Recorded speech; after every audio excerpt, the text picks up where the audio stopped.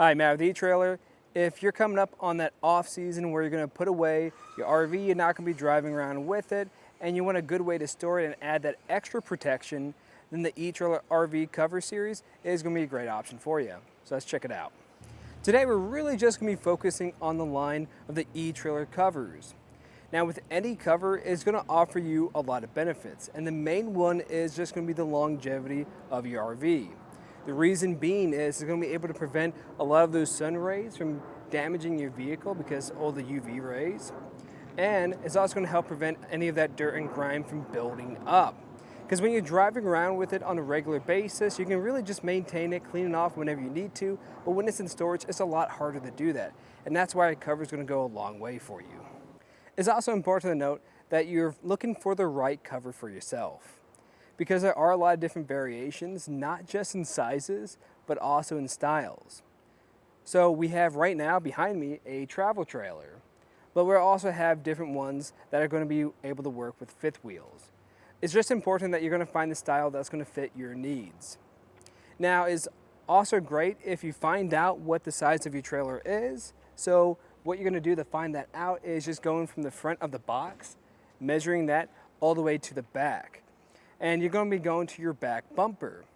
It's also great to include what's behind that bumper. So if you have anything like a spare tire, make sure you factor that in. So like today, our trailer is 27 feet. So we factored in another foot because we have that spare tire. And I'm also going to factor in another foot because we have an AC unit to the top of our trailer. So it's important that you factor in all those that find the right measurement for yourself. When it comes to how this is going to be held down, it's not going to be too different from any other type of cover out there. And really on the front and back, they're going to be the same process. You're just going to have two straps that reach across to either side and holds this down. Now of course, I don't have this super tight just so I don't put too much strain under this and damage something. But really these do feel pretty sturdy. When I come over here, it doesn't feel like something's going to rip. It feels like it's going to be able to hold up for a long time. And the buckles are just going to be made out of plastic. And these straps are pretty standard. Still feels pretty sturdy. Now, something I'm not a big fan of is just how they're held in place. You're going to have these clips that kind of clip into place and hold this down. This might just take with a little bit of practice using, but how we have it now is okay. It's kind of keeping everything just from not dangling down. But as you can see, it does get a little bit loose in some spots, but after some work, I'm sure you can get this to look a lot better. And when we look at the side, we are going to have three straps that come underneath the RV. So this one right here is at a tricky spot, and this is something you want to be a little bit more mindful of when you're installing this. We're still able to get this to work, but it's going to be a little bit more difficult, and that's the nice thing with this fitting a variety of trailers, that you can kind of maneuver this to fit your needs. And this also feels pretty good. Now you'll also notice too, right next to here, we are going to have this double stitching. That double stitching is going to give us just a better longevity of this cover. So it's going to last you a long time. It feels pretty sturdy. But as far as the straps go, this is a good fit. And right next to me, you'll notice I do have this additional strap. Now this is going to be more of an optional choice if you want to use it, just to help reduce billowing. You will get two of these that come with your kit. And it's really meant for those fits that just feel a little bit more loose, and we just want to reduce, like I said, that billowing from occurring. And the back side is just going to look exactly like the front side with how it mounts or secures down. You're going to notice it's a lot more loose though. And like I said earlier, this will fit a variety of sizes, so we're going to have slack somewhere, and I honestly like to have it on the back side, just because we're going to have a lot of stuff that is mounted back here, anything like a spare tire or the eTrailer cargo carrier. And when you have this door, you'll also have access to the interior of your RV. And the way you're going to be able to do that is if you just reach down here, you notice we have the zipper. If I just remove this hook and loop, I can unzip this. And from this point, gain access to my door. And what's even better is if I come to the other side, I'll have an additional zipper down here. And if I unzip them both, then I can actually unzip this entire panel, and we'll not only have access to our door, but if we have any other compartments down here for storage, we can get to that too. And this is what it's going to look like when that panel is fully secured down. You'll just be able to roll this up and secure it with 3 hook and loop straps. And this can be more ideal if maybe you're spending a whole day getting ready for the next season, whether you're putting in more gear or taking out any gear that you need.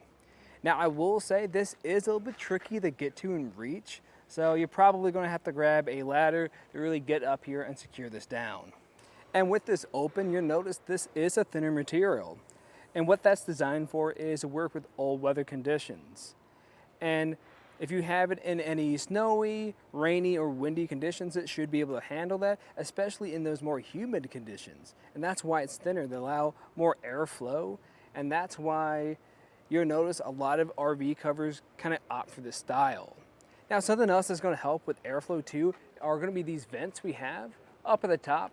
You're not only have this on either side, but you're going to have it on the front and back of your RV cover.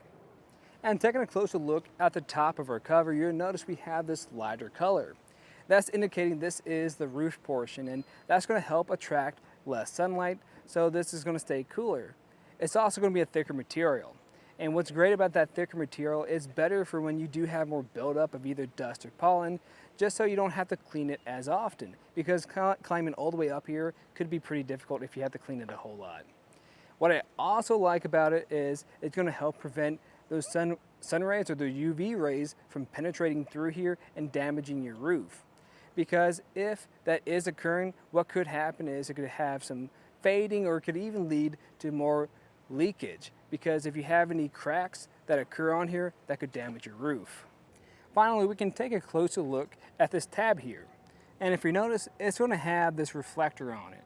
And that's the reflector is just giving us a lot more peace of mind, especially at night. If anyone is driving around the lot, they're just going to be more likely to notice this. And it's also going to be on the front and back side of your RV, so you're just going to have full protection around.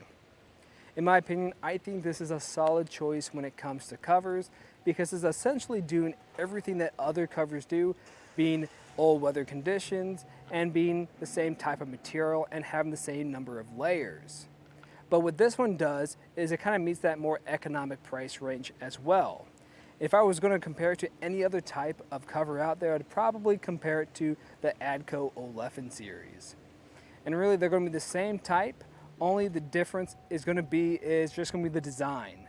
So it's just going to come down to if you want something a little more aesthetically pleasing, where the Adco has some type of design on the side of it, or if you just want something that's going to get the job done, which is going to be this, because it just has more of that flat gray design to it. And when it comes to the installation, it's not going to be too different from the other ones out there. Now, there are a few things I recommend doing first, and that's cleaning your RV, because if you have any dirt that's on the side of here, it can kind of act like sandpaper. When you're in those windy conditions, that cover can move and not only damage your cover, but the RV itself. Also, grabbing an extra set of hands and some ladders can help out a lot too. So where I like to start off with is just taking out this cover, because we want to see, or at least check, that we have all the contents that we need. So I'm just going to flip it around, take it out real quick. Now, this is one we've used a few times already, so when you use this a couple times, you might notice it is a little bit harder to take out. I typically don't have too many issues, but at this point, we're just going to lay everything out, make sure it's in the right orientation, and that we have all our parts. We've already started unrolling ours, and I grabbed Aiden over here to help me out, because having two hands is just going to help you out a bit.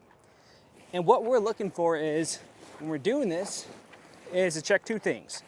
We want to make sure it's on the correct sides. So one side is going to be labeled front, and the other side is going to be labeled back. To really show you what I'm talking about, once I get to the very end, I'll come across these little tags on the end of it, like this. Now, there's going to be one that just has a reflective coating on it, and then the other one is going to be located right here. Now, on the front side, this will say front. The back side, we don't have any indicators like that, I'm seeing at least. What we can also do is just kind of rummage around a little bit. There should be a tag on the inside of this. And that tag is right here. That's going to say rear. We just want to make sure that this stays inside and we're not getting this flipped inside out either. When you have everything laid out too, you want to make sure you have all the proper straps. So we are going to have some of these moderate length black straps. You're going to have some extra long black straps, and then we're going to have some of these gray ones. And they are going to be color coded for their uses. So we'll go a little bit more into detail about that later on. We'll also have this ladder cover and then some of these gutter covers too. And you'll have this little bag here. It won't have any weights in it quite yet. You'll just have to pick up something offhand, so maybe some rocks or sand to put in here. But where I actually like to start off with is with these gutter covers. You also have a couple extras of these just in case they do rip. Now I know some people will actually add some foam padding to this. Now this isn't going to come with your kit. You'll have to buy this separately at a hardware store. I like using it too, just to give you some extra protection, because that gutter can be pretty sharp, and this is going to be made out of a very similar material as our cover. And to really put it on, you're just lining it up with that gutter and then just wrapping this end with the hook and loop on it to secure this into place. Once you have that down, then you can repeat that process on the rest of the corners. And before we get up there, we just want to make sure we're being safe when we properly chalk our trailer. And I'm actually using a stabilizer, which is going to be a great method to make sure this isn't going to move when I'm on top of the roof. To get it on top of our roof, we're going to have two methods we can use. The first method is just going to involve grabbing a friend and a ladder, and they're just going to hand you the cover going from either direction. The second method is going to involve us rolling up the cover and then just handing it off to the second person, and then they're going to unroll it on top of the roof, either going from front to back or vice versa. And I'm actually going to attempt the roll-up method. I like to begin with actually grabbing my friend Aiden over here, and he's actually going to hand me the cover, and now I'm just unrolling it. And the important thing is to stay safe. So I like to actually kneel down during this entire process, just so I'm a little bit more stable. And the other important thing to note is at no point am I ever getting on top of the cover, because if I were to get on top of it and slip, that could be really bad. So what I'm really doing here is laying it over the entire section and then pushing one side over. Once that entire side is about at the halfway point, I'm going to go over to the other side and repeat that process. I'm going to work my way back, and I'm going to save the ladder for last.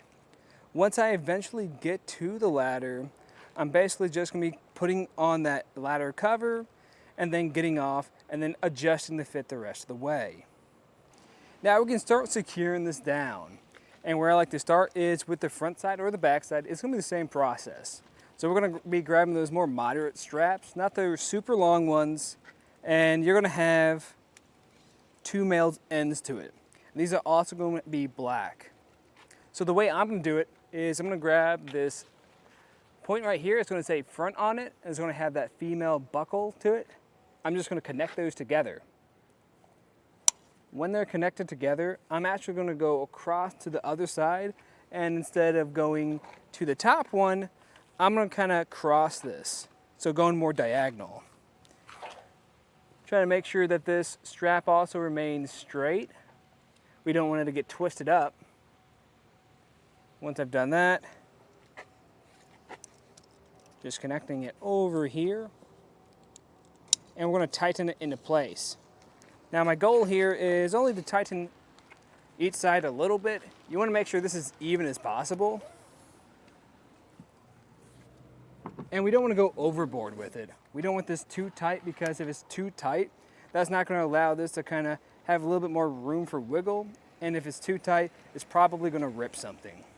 And then you're just going to repeat that process with the other corner.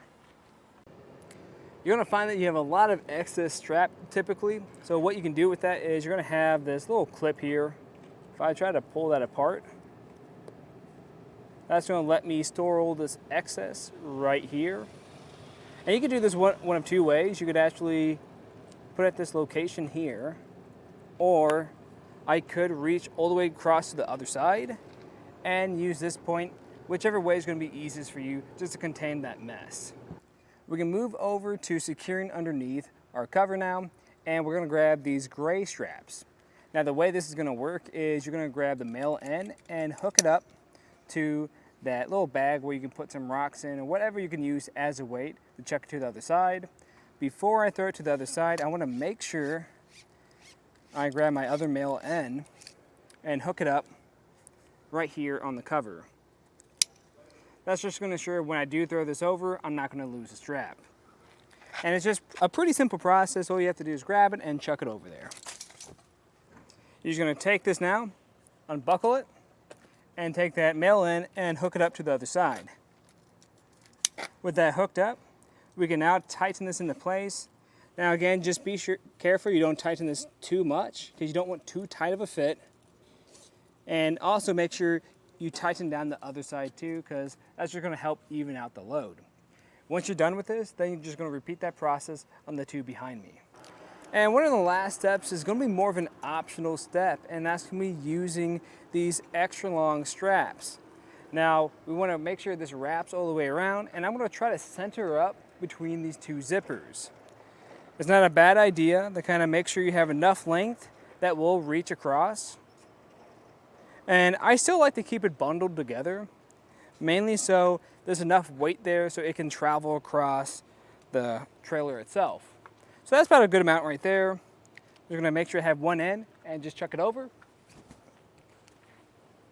And from here, we can start putting everything into place. When we got it across there, I just went to the other side, used that back again, the one with the weight. And now that I'm done using that, to actually get that back over here, I can just hook this together. And from here, we're just gonna tighten this down. Again, you don't wanna go overboard with tightening it. You just wanna make sure you're getting a lot of that slack. You can even try to bring it over just a tad bit. Make sure it's a little bit more centered. And if you want, you can do this on the other side. You don't have to just use one strap. I like using one just so I have the other section. So if I ever need to open that one up, I can do it without taking off any of these straps. This is a good point to really go back over and check the cover, going to all the sides, making sure it's not too loose where it's going to be getting a lot of billowing, and it's not too tight where it's going to be prone to ripping something. And right now this is looking pretty good. But that was just a look at the installation and some of the features of the line of eTrailer RV covers. I'm Matt. Thanks for watching.